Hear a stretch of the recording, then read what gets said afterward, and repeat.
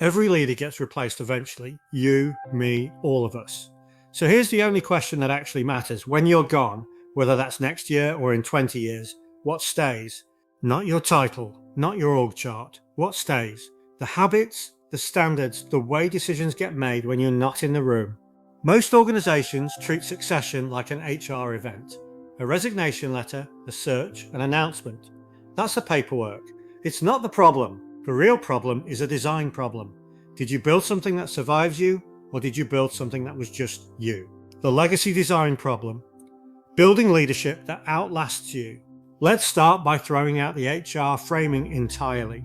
An HR event has a start and an end date. Someone leaves, someone else is announced. Done.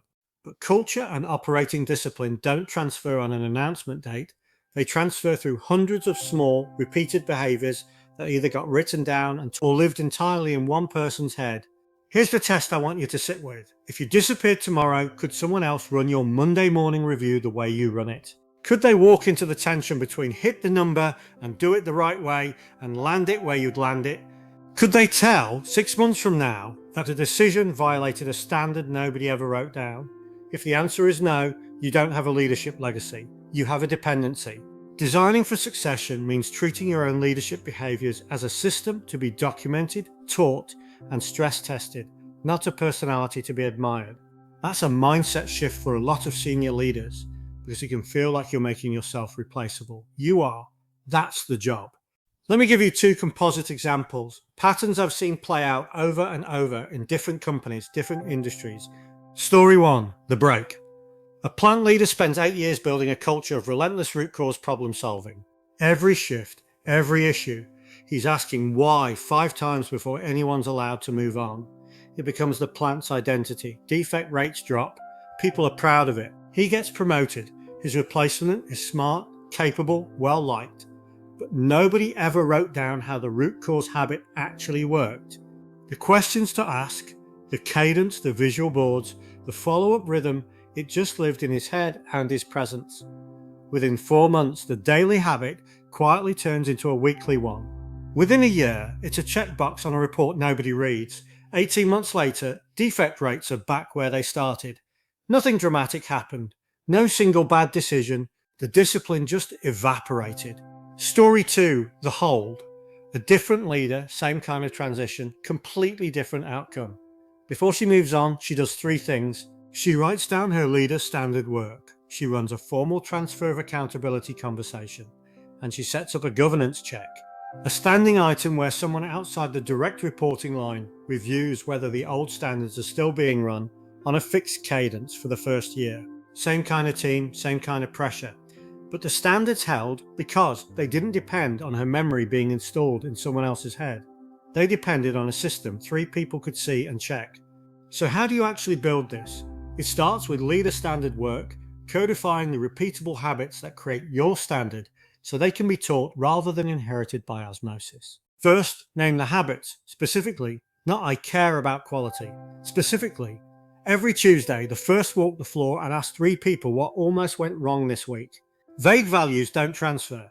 Second, make the habit visible, not just personal. If the only proof your standard exists is that you personally showed up and did it, it dies the day you stop showing up. Put it on a board. Put it in a doc. Third, build in a check that isn't you. Someone else needs to be able to look at the system and tell whether the standard is being held without needing your judgment to interpret it. That's what makes it a system.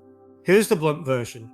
If your leadership legacy currently lives entirely in your calendar and your instincts, it's not a legacy yet, it's just your job.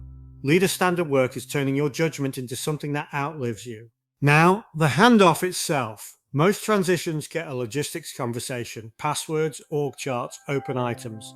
What they don't get is an accountability conversation. Here's a template you can steal.